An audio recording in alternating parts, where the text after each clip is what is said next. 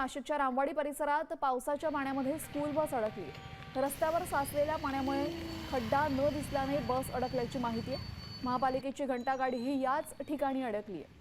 दोन्ही वाहनं बाहेर काढण्यासाठी प्रयत्न सुरू असून पावसामुळे परिसरातील नागरिकांना मोठ्या अडचणींचा सामना करावा लागतोय।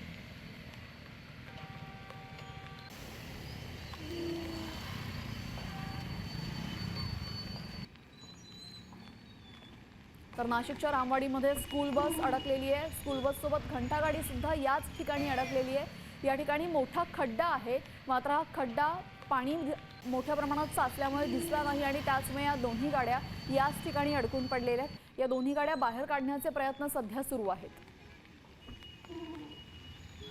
नाशिकच्या रामवाडी परिसरामध्ये पावसाच्या पाण्यामध्ये स्कूल बस अडकले। रस्त्यावर साचलेल्या पाण्यामुळे खड्डा न दिसल्याने बस अडकल्याची माहिती मिळालेली आहे।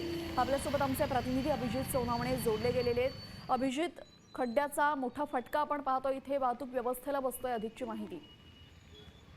तेजल, नाशिकमध्ये रात्रीपासून मुसळधार पाऊस सुरू आहे आणि आगामी सिंहस्थ कुंभमेळ्याच्या पार्श्वभूमीवर जी कामं रस्त्यांची शहरामध्ये ठिकठिकाणी सुरू आहेत, त्या कामांचा फटका आता पाऊस आल्यानंतर आता नागरिकांना बसताना बघायला मिळतोय।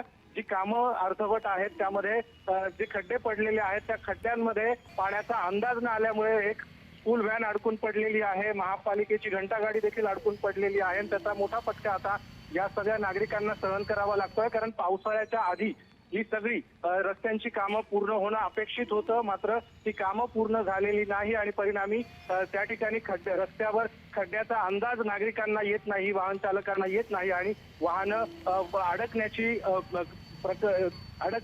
वाहनं जी आहे ती अशा पद्धतीने या ठिकाणी अडकून पडलेली आपल्याला बघायला मिळतात। आता जोपर्यंत पाऊस कमी होत नाही तोपर्यंत ही सगळी परिस्थिती अशाच पद्धतीने आणखी तीव्र होण्याची देखील शक्यता आहे। त्यामुळे आता युद्ध पातळीवर प्रशासनाने या सगळ्या रस्त्यांच्या कामासंदर्भात, खड्ड्यांच्या संदर्भामध्ये आता नियोजन करण्याची गरज नागरिकांकडून व्यक्त केली। नक्कीच नियोजनाची गरज असल्याचं आपण सांगितलं। धन्यवाद आपण दिलेल्या सविस्तर माहितीसाठी।